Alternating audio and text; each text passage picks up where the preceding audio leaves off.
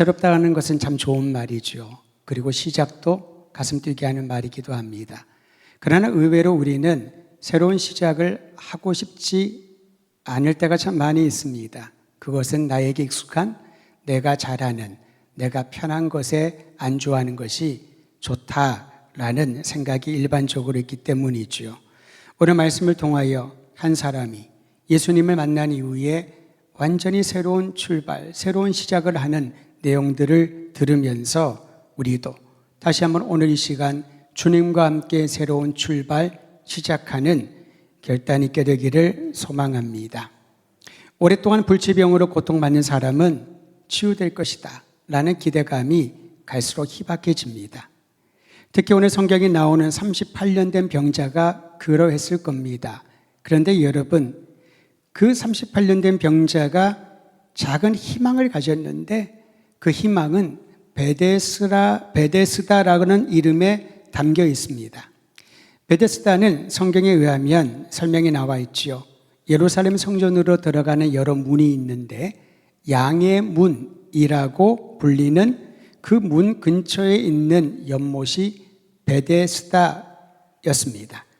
베데스다 연못의 이름의 뜻은 자비의 집이란 뜻을 가지고 있지요. 여기에는 오랫동안 내려온 전설이 있었습니다. 여러분 마을마다 또 어떤 시골에 가면은 전설들이 많이 있지 않습니까? 내용은 다음과 같습니다.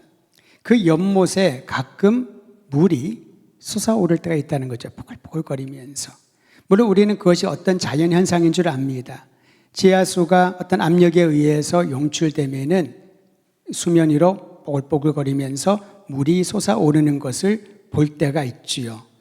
그런데 당시 사람들은 그것이 그저 그러한 밑에서 압에 의해서 올라오는 물이라고 생각하지 않고 전설 이야기를 하나 만들어 놓았습니다. 하늘에서 천사가 내려와서 물을 움직인다는 거죠. 충분히 그럴 만하죠. 그런 생각들이 사람들에게 희망을 주기도 합니다. 물이 움직이는 순간 가장 먼저 들어가는 사람의 병이 어떤 병이든지 낫는다라는 그런 이야기가 전해졌던 겁니다. 오늘 성경에 보니 5장 3절 하반절에 그 얘기가 나오면서 4절에까지 나와 있죠. 그런데 이 내용을 괄호로 묶어 놓았습니다. 다시 말하면 성경의 어떤 사본에는 이 괄호 안에 있는 베데스다 연못과 관련된 전설의 이야기가 기록되어지지 않는 데도 있고요.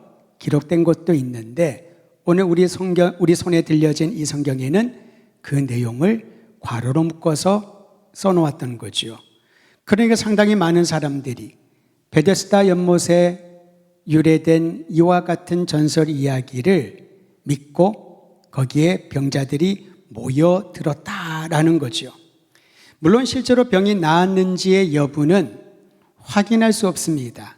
만약에 수많은 사람들이 고침을 받았다면 그들의 이름의 목록이 나와 있거나 또는 부연 설명이 있었을 겁니다. 알 수 없습니다. 그런데 여러분, 병이 나았는지 여부보다 더 중요한 것은 절박한 상황에 처해 있던 사람에게는 이와 같은 전설과 같은 이야기를 하더라도 희망을, 작은 희망을 줄 수 있다라는 거죠. 작은 희망, 지푸라기보다도 더 작은 희망이라 하더라도 그 희망 하나 때문에 전국에 흩어져 있던 병자들이 성전으로 모여드는데 양의 문 근처에 있는 베데스다 못 근처로 다 모여들었던 겁니다. 38년 동안 불치병으로 괴로워했던 병자가 그곳에 온 이유도 그 때문이었습니다. 작은 희망이 있었던 것이지요. 그런데 마침 예수님께서 유대인의 명절에 예루살렘으로 올라가셨다가 그 사람을 보았습니다. 여러분 여기를 잘 보셔요. 여러 가지 문이 있습니다. 여러 군데 문이 있지만 예수님은 그때 양의 문을 통하여 성전에 들어가려고 하셨고 수많은 사람들이 있었지만 그 중에 38년 된 병자가 예수님의 눈에 들어왔던 것입니다. 이게 바로 하나님의 섭리지요. 우리는 어떤 만남을 우연한 만남 또는 의도한 만남이라고 설명하고 있습니다. 그런데 성경에 보면은 우리 주님이 만난 수많은 사람들, 그 수많은 사람들 중에 많은 익명의 사람들은 하나님의 섭리, 하나님의 때에 예수님을 만난 것을 보게 되지요. 그를 예수님께서 바라보시면서 불쌍히 여기는 마음이 들어 그에게 가까이 다가가서 이렇게 질문하셨습니다. 네가 낫고자 하느냐? 네가 낫고자 하느냐? 물론 그 사람은 자신에게 네가 낫고자 하느냐 질문하는 분이 누군지는 몰랐습니다. 나중에 치유를 경험한 다음에도 그분이 예수님이라는 사실을 몰랐었습니다. 이후에 알게 되었던 거지요. 갑자기 자신에게 다가와서 네가 낫고자 하느냐 이런 말을 건넨 예수님을 아주 의아하게 생각했을 겁니다. 모습을 보니 의사는 아닌 것 같고 또 그분의 모든 주변에 따라오는 제자들을 보니 이분들은 이곳 예루살렘에 거주하는 사람이 아니라 다른 지역에서 온 사람들로 금방 파악했을 겁니다. 그런데 다짜고짜 예수님은 그에게 질문하셨습니다. 네가 낫고자 하느냐? 예수님의 화법입니다. 예수님은 핵심적인 부분들을 딱 짚어주시죠. 그리고 그 사람의 마음의 가장 중요한 부분들을 짚어주십니다. 그런데 예수님의 이 질문에 이 사람은 제대로 답변하기보다는 자신의 상태를 예수님께 말씀드리며 하소연을 합니다. 우리가 생각하기는 네가 낫고자 하느냐? 가장 명확한 답은 뭡니까? 네, 제가 낫고 싶습니다.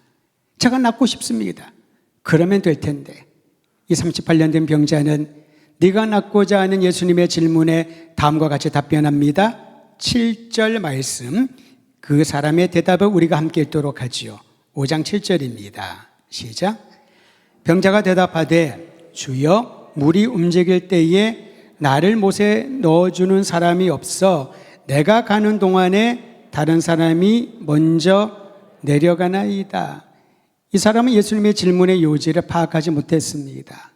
그리고 예수님의 질문에 답변을 하기보다는 본인이 어떤 상태에 처해 있는지 본인의 상황을 예수님께 설명을 합니다.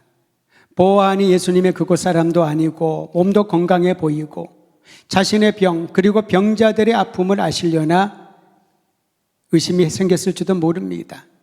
주님의 질문에 이렇게 대답하지요. 물이 움직일 때 나를 넣어주는 사람이 없어서 내가 가는 동안에 다른 사람이 먼저 내려가나이다. 오망처럼 보일 수도 있고 자신의 신세를 한탄하는 것처럼 보일 수 있습니다.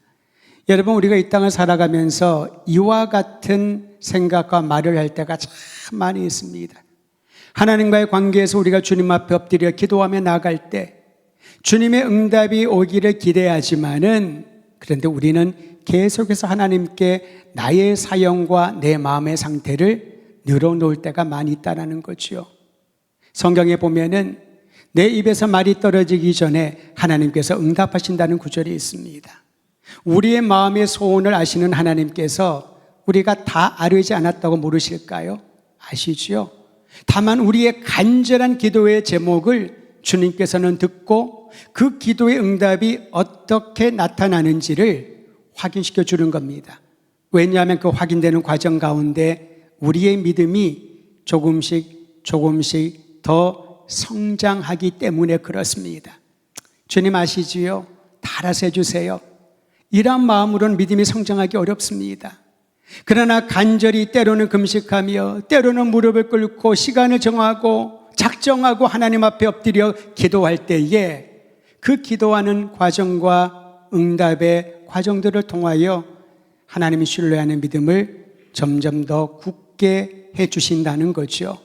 저는 이 놀라운 믿음의 여정을 우리 모두가 함께 경험하기를 간절히 소망합니다.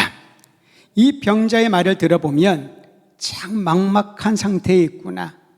이 사람 마음이 참 답답하고 있겠구나 라는 그러한 생각을 할 수가 있습니다. 그런데 예수님은 절망이라고 하는 것이 희망보다 더 가까웠던 이 사람에게 새로운 시작을 알리는 말씀을 선언하셨습니다. 8절에 나와 있는데요. 여러분 한번 따라 하시길 바랍니다. 일어나 네 자리를 들고 걸어가라. 여기서 말하는 자리라고 하는 것은요, 그 사람의 현존입니다. 건강한 사람, 혼자 걸어 다닐 수 있는 사람에게는 자리가, 매트가 필요하지 않지요. 본인이 걸어 다니고 필요한 것을 앉으면 되지 않을까요? 그러나 이는 혼자 걸어갈 수 있는 상황이 아니었습니다. 본인이 말했던 것처럼 물이 움직일 때에 거기에 먼저 들어가면 나을 수 있다라고 하는 이야기가 전해오는데, 자기가 움직이려고 하는 순간, 아니 생각하는 순간에 이미 다른 사람이 먼저 들어가는 것을 보고 낙심에 차 있었던 사람입니다.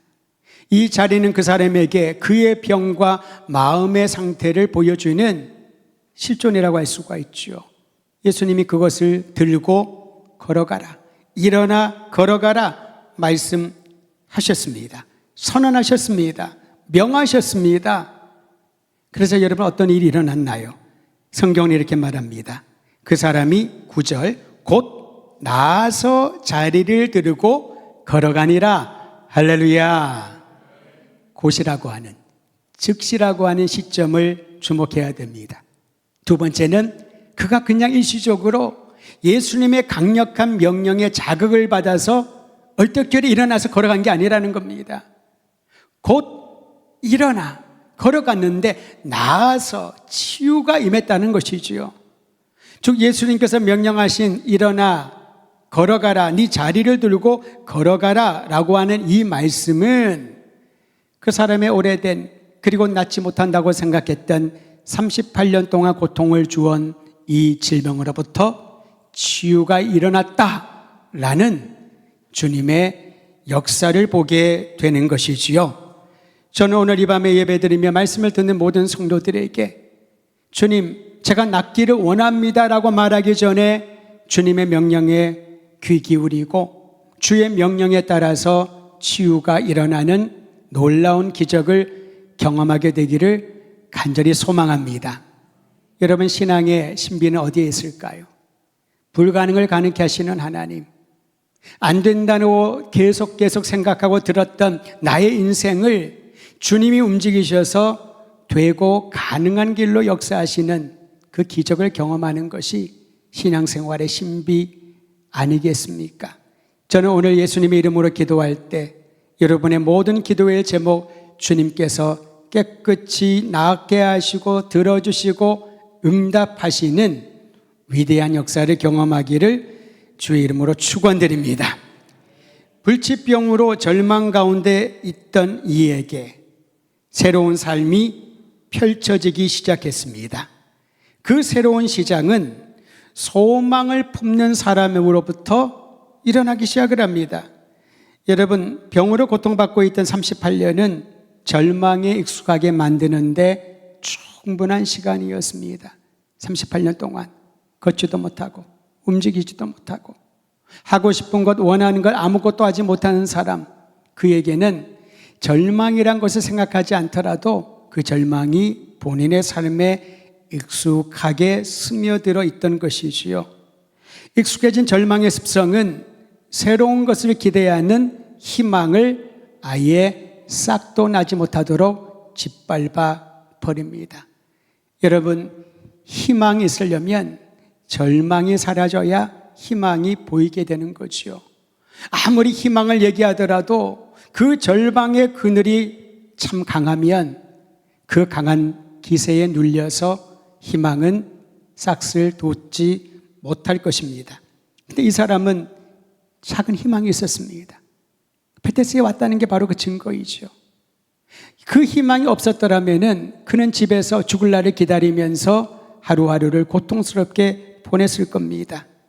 새로운 일을 시작하려면 이처럼 절망의 습성에서 벗어나는 것이 급선무입니다. 여러분, 사방을 돌아보아도 절망의 어둠이 나를 엄습하고 있을 때 바로 그 순간 하나님이 주시는 희망을 내 마음에 품어야 할 때인 줄을 알고 주님이 주시는 희망의 빛을 바라보시기를 바랍니다. 하나님의 자비를 기대하며 베데스다까지 찾아온 그 사람, 혼자 힘으로 못 왔겠지요. 택시를 불러서 예약해서 왔겠습니까? 누군가의 도움을 받았을 겁니다. 친구들이나 가족들이나. 근데 그들이 도와줄 수 있는 것은 거기까지였지요.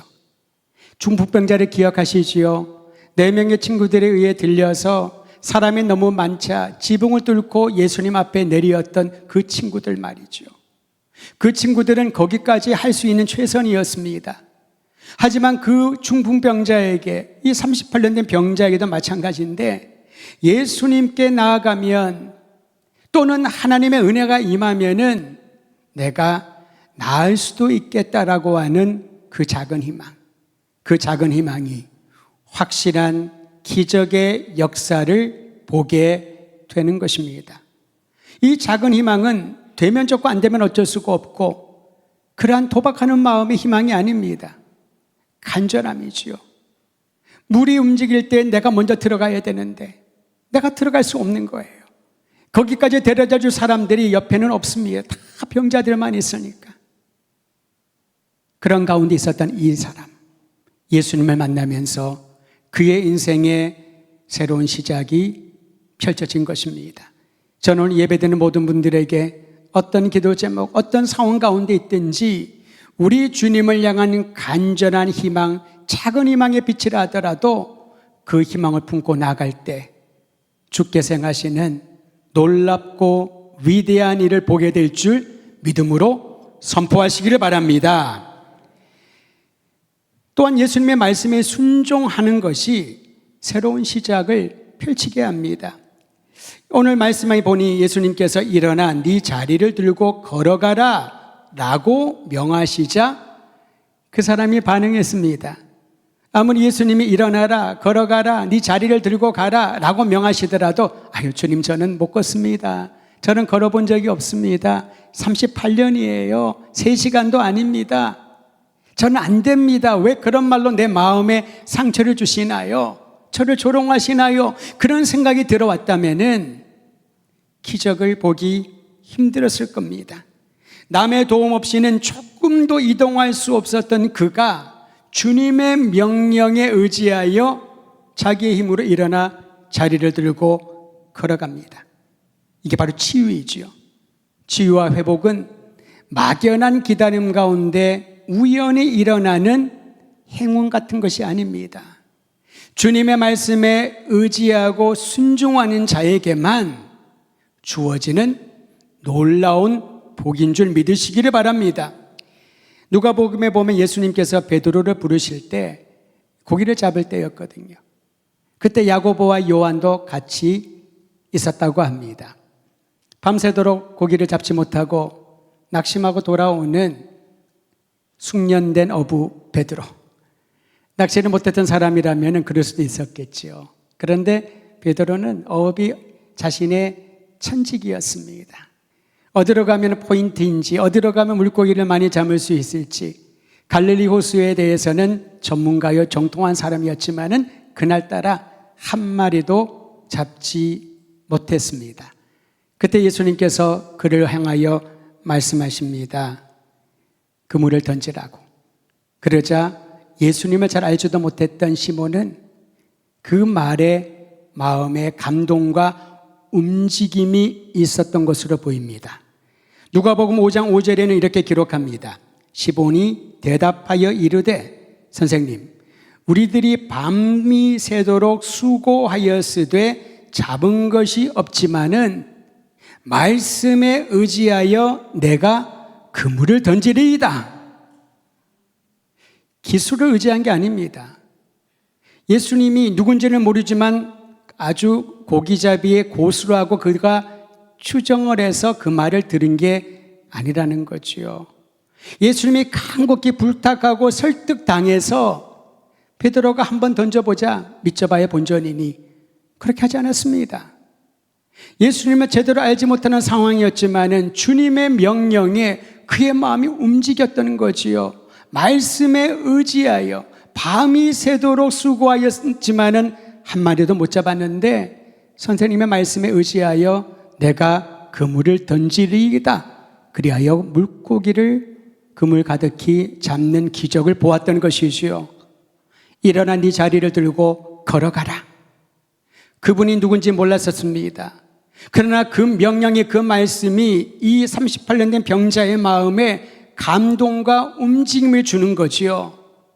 주님의 그 말씀에 감동되어 순종하였을 때에 치유와 회복과 기적이 일어나는 줄을 믿으시기를 바랍니다. 주님의 기적의 현장에는 그 기적에 주의 명령에 순종하고자 하는 한 사람 한 사람의 주님을 의지하는 믿음이 있어야 된다라는 거지요. 오늘 이 밤에 우리 주님의 말씀, 우리를 위하여 예비하신 놀랍고 새로운 일을 행하실 주님의 말씀에 의지하여 그물을 던지라 그러면 그물을 던지고, 일어나 걸으라 그러면 일어나 걷고, 가라 그러면 가고, 서라 그러면 설 수 있고, 하라 그러면 하고, 멈추라면 멈출 수 있는 그런 반응이, 순종의 반응이 우리 모두에게 있어야 새로운 시작을 하게 될 줄 믿으시기를 바랍니다. 또한 마지막으로 새로운 시작을 할 때마다 생기는 장애물들이 있습니다. 모든 게 순탄하고 아무 문제가 없으면은 다 괜찮아지게요. 다 믿음이 생기게요. 그런데 그 믿음의 한 고비를, 한 단계를 넘을 때마다 또 다른 장애물들이 우리를 연단하고 또 도전할 때가 있습니다. 38년 된 병자가 치유된 날이 오늘 성경에 보니 9절 하반절이요, 안식일이었다라고 합니다. 하필이면 안식일이었어요. 38년 동안 고통받았으니 유대인들의 생각에는 하루 지나서 고쳐도 아무 문제가 없잖아요. 38년이 지났으니 기다렸는데, 그런데 마침 예수님께서 그 안식일을 모르시지 않았겠죠. 분명히 아셨죠. 그런데 예수님이 왜 하필이면은 하루 기다리지 않고 유대인들이 문제 삼을 걸 아시면서도 안식일에 그를 치유하셨을까? 그들의 논점은, 유대인들의 논점은 안식일에 자리를 들고 가는 것, 노동하는 것이 옳지 않다는 거지요. 여러분 보셔요. 38년의 병자입니다. 그는 일하고 싶어도 일을 할 수가 없었습니다. 노동이라는 거요, 아마 그의 평생 소원일 겁니다. 땀 흘려 일하고 싶지 않았을까요? 할 수가 없습니다. 걷지를 못하는데, 움직일 수가 없는데. 그런데 놀라운 기적이 일어나 이제 그가 자리를 들고 일어나 걸었더니 유대인들이 태클을 겁니다. 그날이 안식일이었는데 옳지 않다는 거예요. 이것이 바로 그 첫 번째 장애물입니다. 냉정하고 무자비한 종교적 관점. 내 안에 있을 수도 있고 우리 안에 있을 수도 있고 우리 사회 안에 있을 수도 있습니다. 틀린 말 하나도 없습니다. 정확하지요. 안식일의 규정을 지켜라. 왜 하필 안식일날, 일주일 중에 안식일날 그 기적을 행하는가? 틀린 말은 하나도 없습니다. 근데 거기에는 사랑이 없습니다. 자비가 없습니다. 그 고통받는 사람에 대한 긍휼이 없는 것이지요. 예수님이 다른 복음서에 보면은 안식일 논쟁이 일어났을 때 이렇게 말씀하셨습니다. 안식일은 사람을 위해 있는 것이지 사람이 안식일을 위해 있는 것이 아니다. 하나님이 안식일 계명을 주신 것은 네 번째 계명이죠. 하나님께서 그 계명을 주신 것은 사람을 위하여 주신 것이지 결코 그 계명에 붙잡힌 바 되어 사람을 조종하려고 하신 것이 아니다라는 것이지요. 안식일을 지켜 거룩하게 하라. 그것이 너희에게 복이 될 것이다. 성도 여러분, 사람을 위하여 하나님이 제정하신 이 아름다운 계명을 사람들이 종교적 규례로 만들면서 38년 된 병에서 노인받은 이 행복한 사람의 마음에 큰 대못을 찌르는 일을 오늘 성경을 통하여 발견하게 됩니다. 그리고 누가 병자를 치유했는지 질문합니다. 그 사람은 몰랐습니다. 그 답변 못했던 거죠. 나중에 예수님을 다시 만난 후에야 자신을 치유한 분이 예수님인 줄을 알고 사람들에게 전하기 시작했다라고 말합니다. 여러분, 바로 이것이 예수님의 관점입니다. 예수님은 병자를 치유한 것도 중요한데요, 그 병자가 치유되는 기적을 보고 사람들이 거기에만 관심을 가지고 기적을 행하신 예수님께만 모여드는 것을 원치 않으셨던 거지요. 주님의 관심은 그 사람에게 있었습니다. 38년 동안 매여있던, 질병에 매여있던 그 사람이 회복되고 자유를 누리는 것에 예수님은 관심을 두었던 것이지요. 규정을 지키나 안 지키나, 이 사람이 어느 상태인가, 사람들이 만들어 놓은 그 체크리스트에 예수님은 전혀 관심이 없었던 것입니다. 오늘 살아가는 우리들이 새로운 시작을 하려면은 내 안에 가득 쌓아져 있는 누군가를 판단하고 정죄하는 기준들이 있다면은 그것들을 다 넘어서서 한 영혼을 긍휼히 여기시고 진정으로 사랑하시는 예수님의 마음으로 장애물들을 극복하시기를 바랍니다. 예수님은 그 사람에게 다시 만나서 새로운 시작을 요청하셨습니다. 요약은 5장 14절이 있는데요. 다음과 같이 기록되어 있죠. 14절 같이 읽지요. 시작. 그의 예수께서 성전에서 그 사람을 만나 이르시되 보라 네가 나았으니 더 심한 것이 생기지 않게 다시는 죄를 범하지 말라 하시니. 일반적으로 심각한 질병은 죄의 결과라고 보았습니다. 물론 그것이 수학 공식처럼 그렇게 적용되지는 않습니다. 사람들의 생각에 이 심각한 불치병은 죄로 인한 형벌이라고 생각하는 경우가 많았었죠. 근데 예수님 왜 이렇게 말씀하셨을까요? 네가 치유된 거 기적이지, 행복하지, 감격스럽지, 놀랍지, 새로운 인생을 살고 싶겠지. 그런데 그 새로운 시작을 하려면은 죄로부터 벗어나야 된다는 거죠. 다시 죄를 범하지 않도록 주의하라는 겁니다. 왜냐하면 우리 안에 있는 죄의 본성이 시시때때로 넘어지고 다른 방향으로 이끌어가기 때문에 그렇죠. 감히 내가 유혹에 넘어지지 않겠다 자신하지 않기를 바랍니다. 나는 무슨 일이 있어도 하나님을 버리지 않겠다 그렇게 자신할 필요 없습니다. 대표적인 인물이 베드로였잖아요. 주님 다른 사람을 몰라도 저는 예수님 부인하지 않습니다. 저를 그 정도밖에 보지 못하시나요? 섭섭합니다. 물론 성경에 그런 표현은 안 돼 있습니다만은 우리가 그 느낌을 알 수가 있잖아요. 딴 사람을 몰라도 저는 주님을 부인하지 않겠습니다. 아무도 자신할 수 없다는 거죠. 하지만 분명히 알아야 할 것은 죄의 장애물을 날마다 순간순간마다 넘어갈 수 있는 하나님의 은혜와 성령의 충만함이 있어야지만 새로운 시작을 아름다운 결과로 이어질 수 있다라는 겁니다. 사랑하는 성도 여러분, 죄는 새로운 시작을 하지 못하도록 끊임없이 방해하는 심각한 장애물입니다.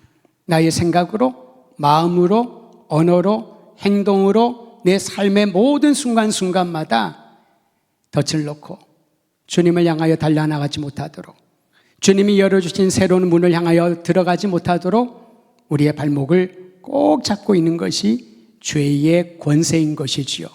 그러나 염려하지 마십시오. 그 모든 무시무시한 죄의 권세를 예수님께서 십자가의 능력으로 파하여 주셨으니 이제 깨어 근신하며 오늘 주님이 그 사람에게 말했던 것처럼 다시는 죄를 범하지 않도록 주의하여라. 그 기적에 몰입하여 그 기적에만 머물러 있지 말고 이제 하나님께서 행하시는 새로운 인생을 살아가라 라고 명하고 있습니다. 오늘 이 시간 이 말씀을 다시 한번 우리 마음에 새기면서 주님과 함께 새로운 시작할 수 있도록 죄의 장애물을 넘어가고 내 마음에 너무나도 익숙해져 버린 그 모든 장애물들을 넘어가서 믿음의 성장이 있게 되기를 주의 이름으로 축원드립니다.